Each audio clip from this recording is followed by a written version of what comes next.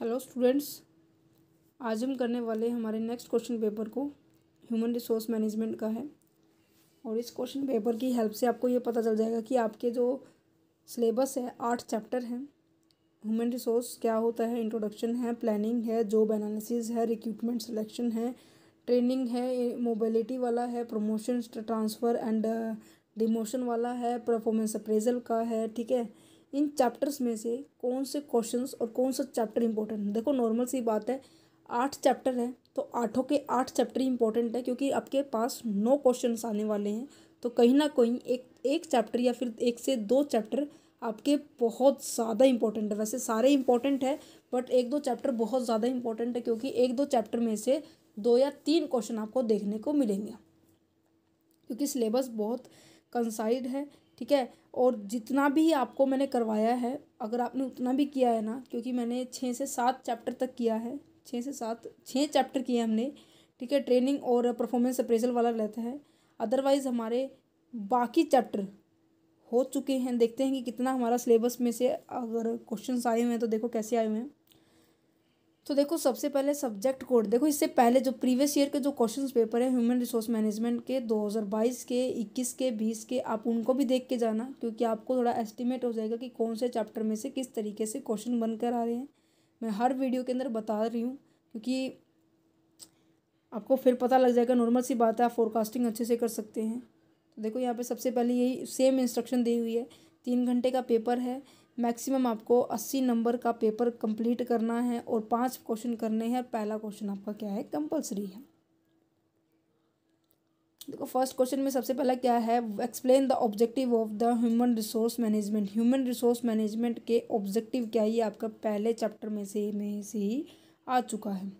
Next क्या है, discuss the importance of the human resource planning.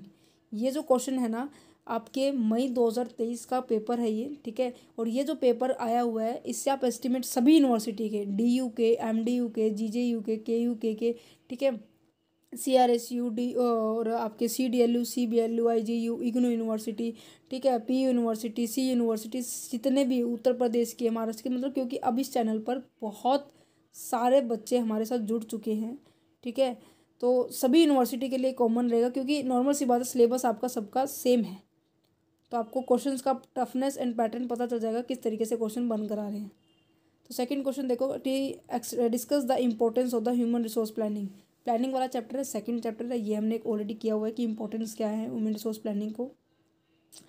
Explain the concept of the job description. Job description के chapter हमारा third है। Job analysis के 2 parts है, job description and जो job statement. ये एक स्टेटमेंट है, ठीक है, जॉब स्पेसिफिकेशन, सॉरी। ठीक है, नेक्स्ट आ जाता है हमारे पास difference between the recruitment and selection. Recruitment और सिलेक्शन से आप क्या समझते हैं, ये भी क्वेश्चन हमारा हो चुका था। ठीक है, नेक्स्ट क्या है, distinguish between the training and development. ये भी हमारा क्वेश्चन हो चुका है, क्योंकि मैंने बीच में बताया था जब ये टॉपिक आया था ना फर्स्ट चैप्टर में ही, कि ह्यूमन रिसोर्स मैनेजमेंट में हम ट्रेनिंग भी करते हैं, डेवलपमेंट भी करते हैं। अगर आपने सब फर्स्ट चैप्टर किया है ना, तो नॉर्मल सी बात है, बाकी अगर आपने बाकी के 2 चैप्टर भी नहीं किए होंगे ना, तब भी आप इस क्वेश्चन को अटेम्प्ट कर सकते हो, क्योंकि मैंने वहाँ पे डिफरेंस बताया था कि ट्रेनिंग हमारी क्या होती है, पर्टिकुलर टाइम, पर्टिकुलर स्किल और पर्टिकुलर टास्क के लिए होती है, बट डेवलपमेंट हमारी ओवरऑल डेवलपमेंट होती है, लॉन्ग टर्म प्रोसेस होती है, और जो ट्रेनिंग हमारी शॉर्ट टर्म होती है। नेक्स्ट क्या है, what are the function of the human resource management. Human resource management के क्या फंक्शन हैं, उन फंक्शंस को आपको एक्सप्लेन करना है। नेक्स्ट है, explain the detail the process of the human resource planning. Human resource planning के प्रोसेस बतानी है। वेरी वेरी इजी है, कि सबसे पहले हम अपना ऑब्जेक्ट सेट करते हैं, उसके हिसाब से फिर हम फोरकास्टिंग करते हैं, अपनी मटेरियलिटी को देखते हैं, फिर हम मेथड को चूज़ करते हैं, कौन सा मेथड हमें यूज़ करना चाहिए, डिमांड देखते हैं, फिर उसके हिसाब से सप्लाई करेंगे, देन हम इम्प्लीमेंटेशन करेंगे। ठीक है, उसके बाद आ जाता है नेक्स्ट क्वेश्चन कि explain the various method of the collection of the job analysis information. आपके पास कितने तरह के मेथड है जिससे आप जॉब एनालिसिस इंफॉर्मेशन को गैदर कर सकते हैं, तो वो मेथड्स बताने हैं। इंटरव्यू है, क्वेश्चनरी है, ठीक है,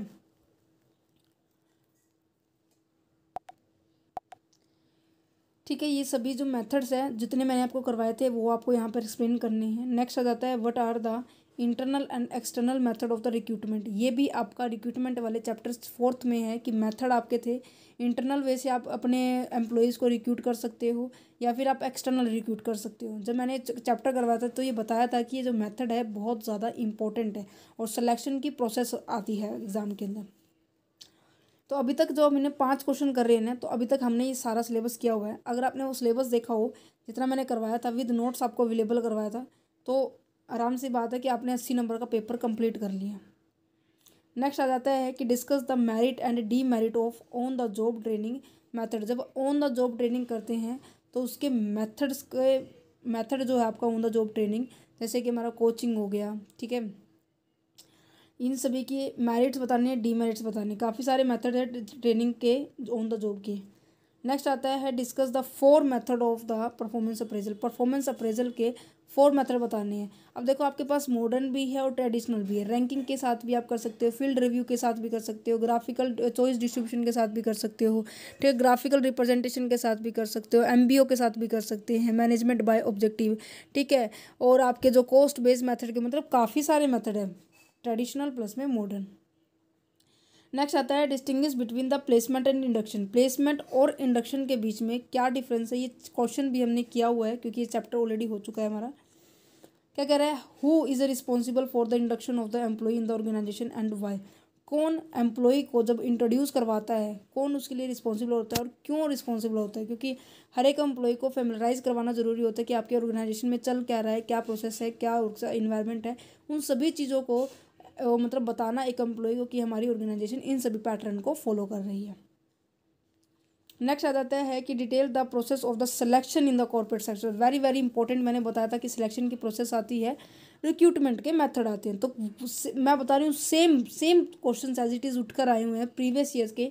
तो बाकी जितनी भी यूनिवर्सिटी के पेपर रहते हैं ना, उनसे हम्बल रिक्वेस्ट है कि आप प्रीवियस ईयर पेपर को देखो। अब बहुत से बच्चे कमेंट करते हैं कि मैम वीडियो नहीं मिल रही, वो प्लेलिस्ट को चेकआउट करो। बीकॉम 4th-6 सेमेस्टर के क्वेश्चन पेपर 2023-24 के नाम से लिखा हुआ है, 22-23 के नाम से लिखा हुआ है, 21-20 के नाम से लिखा हुआ है। तो वहाँ पर आपको लिंक पर क्लिक कीजिए प्लेलिस्ट की, देन आपको ईजिली क्वेश्चन पेपर मिल जाएंगे, ठीक है। उम्मीद है आपको ये जो क्वेश्चन पेपर है बहुत हेल्पफुल प्रोवाइड कर रहे होंगे, हेल्प, ठीक है। और जो आपको जो सिलेबस मैंने करवाया है वो भी बहुत ज़्यादा हेल्प प्रोवाइड कर रहा होगा, ठीक है। इसी तरह से आप भी हमारे साथ जुड़ सकते हैं, व्हाट्सएप नंबर अवेलेबल है, कोई अगर प्रॉब्लम है तो आपको शॉर्ट सोल्यूशन मिल जाएगा। और बट कंडीशन ये है कि आपको अपना पूरी इंस्ट्रक्शन अच्छे से देनी होगी, क्योंकि टीम हमारे पास उसी तरह से मैसेज को फॉरवर्ड करेगी, क्योंकि फैकल्टीज़ अलग अलग अवेलेबल है। तो कॉमर्स के जो मैसेज होंगे तो मेरे पास ही आएंगे, कॉमर्स के मैसेज को मेरे पास फॉरवर्ड किया जाएगा। तो आप प्रॉपर अपना नाम, अपनी स्ट्रीम, आपको क्या रिक्वायरमेंट है, वो सभी चीज़ें प्रॉपर वो में क्या करोगे, मैसेज को ट्रांसफ़र करोगे, देन टीम हमारे पास फॉरवर्ड कर देगी, ठीक है। तो ये थोड़ा सा आपकी रिस्पॉन्सिबिलिटी बनती है कि अगर आपको थोड़ी सी हेल्प चाहिए तो आप थोड़ा सा प्रॉपर पैटर्न में करें। ऑल द बेस्ट, और अपने सेहत का बहुत अच्छे से ध्यान रखिए, क्योंकि सेहत होगी तो आप अच्छे से काम कर सक पाएंगे, ठीक है। All the very best for your exam.